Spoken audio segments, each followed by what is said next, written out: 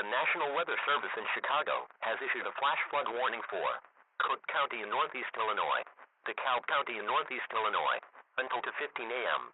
At 7:56 p.m., National Weather Service meteorologists indicated strong thunderstorms moving through the affected areas. Up to 1 inch of rain has already fallen. Remember, turn around, don't drown when encountering flooded roads. Most flood deaths occur in vehicles. Move to higher ground now. Act quickly to protect your life. Please report flooding to your local law enforcement agency or the National Weather Service when you can do so safely.